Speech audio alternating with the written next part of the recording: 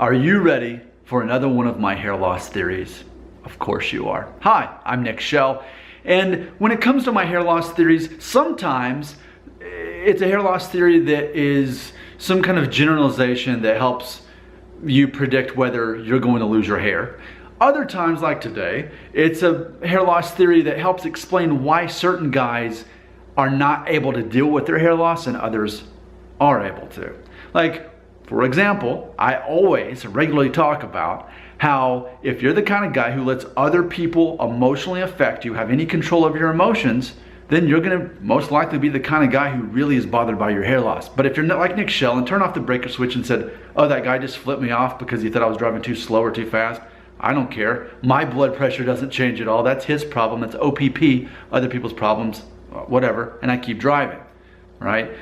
Because I'm going to disappoint somebody today and tomorrow and the next day. If I don't, I'll be surprised. But it's not going to wear on me. It's not going to affect a sense of who I am. I know I'm not perfect, and I do the best I can, but I have realistic expectations of myself, and that is I'm a very not perfect person. If people want to perceive me as evil or bad, let them think that I'm the villain. I'm okay with playing the villain. Okay? Let's talk about pornography.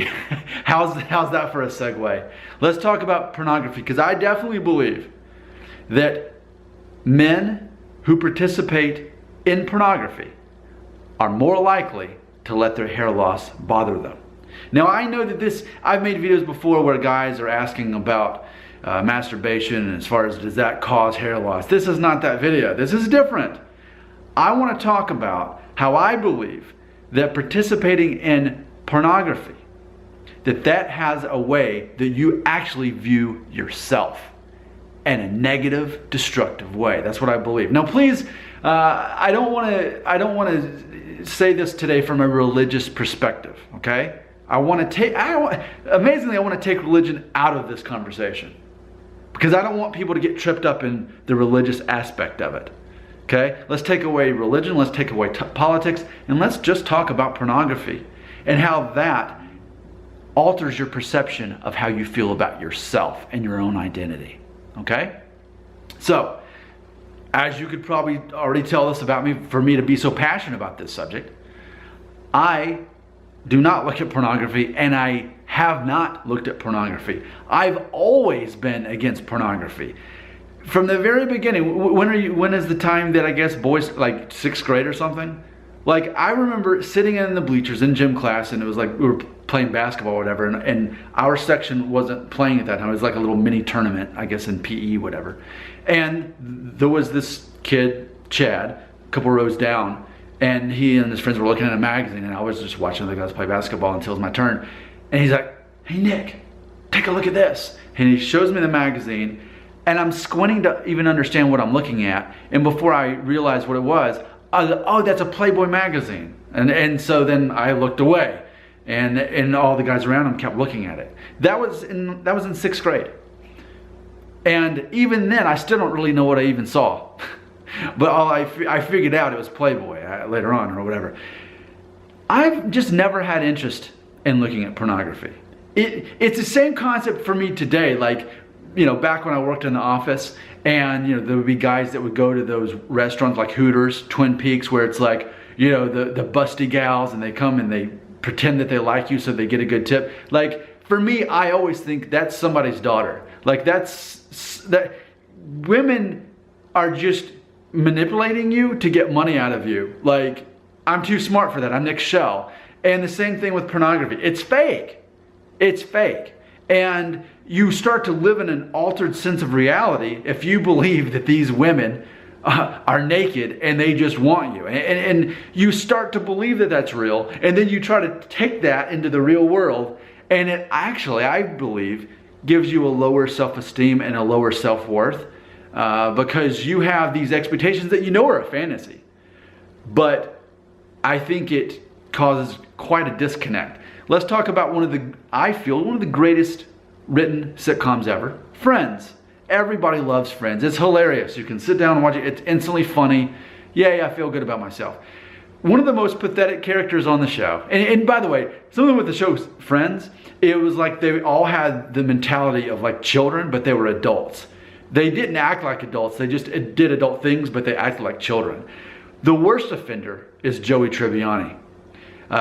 Complete joke of a character. One of the things he was well known for on the show, he talked about often, was his pornography collection. He was big into porn. He was very open about it. And I always thought, how pathetic. How pathetic. How pathetic that that's something you're known for is pornography. And like celebrating it. Pornography is pathetic. It really is. It's plugging into this false system. See, I just don't believe that a confident man who has a good sense of who he is and has a good understanding or even a decent understanding of how to actually interact with a female who you respect, I don't see how you can participate in pornography and feel okay with yourself. And I feel if you can't feel okay with yourself and who you are, you're not going to be able to be okay with signs of hair loss and receding hairline, especially if you're younger and already don't really have so much of a sense of a confidence in who you are to begin with. It's so obvious to me. It's so predictable that a guy who's heavily involved, I say heavily involved, but the least bit involved with pornography. If you're involved in pornography, you're not going to take well to losing your hair. It may sound completely unrelated. Nick Shell says it's completely related. And it makes me wonder, out of nearly 3,800 subscribers on this channel, how many of you are involved in looking at pornography and poisoning your mind and warping a version of reality of how the world works? I mean, and remember, I'm saying this from a non-religious point of view. I'm simply saying this from a psychological point of view. Now, some may say, well, a little's okay. Define a little bit. What, every day but just a few minutes? No, like it's one of those things for me that's all or nothing.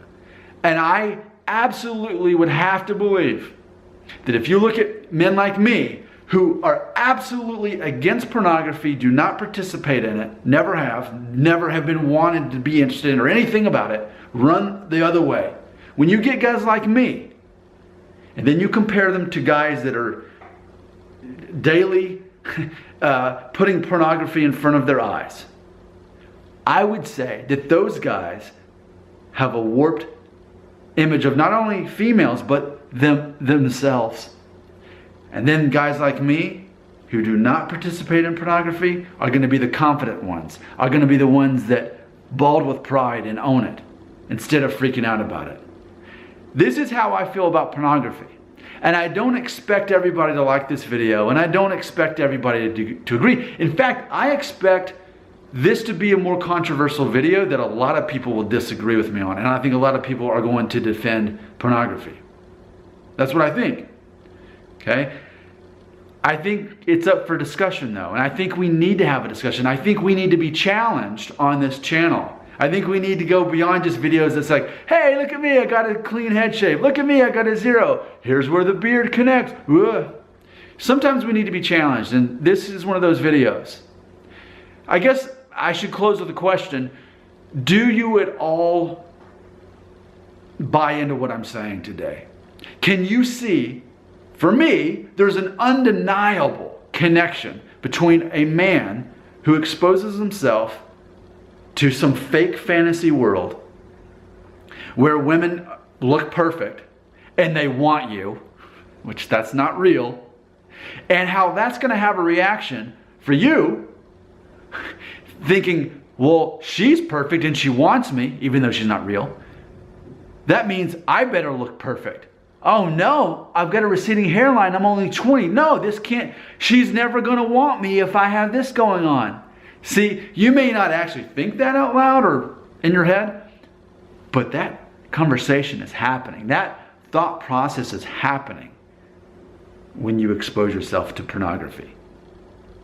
Pornography is poison to your mind, especially to your level of confidence, especially to a sense of who you are. You like me? You like Nick Shell? You like watching my videos? You find nourishment and encouragement from my videos? Well, think about this. Every word I say comes from a state of mind from a guy who does not look at pornography. Imagine that. If you think my videos have something good to offer you, consider this. I could not say the things I'm saying to you in any of my videos and be confident and positive and reassuring to you if I had a poisoned mind. My mind is not poisoned that way. So can you at least consider that? That if you look at me as any kind of role model at all, you have a role model who does not participate in pornography. I do not look at pictures or images of naked women. I never have. I never will. I'm so against it because I believe certain things you just have to absolutely avoid altogether in life. Nick Shell could not be any more against pornography. And I absolutely believe it has a direct effect on how you feel about yourself, your self-image, and I think that it is going to make it to where your hair loss bothers you more. My theory is men who look at pornography, their hair loss is more likely to bother them more. Meanwhile, guys like me who are absolutely not into pornography whatsoever are more confident and their hair loss just doesn't bother them. What do you think? Comments, do it.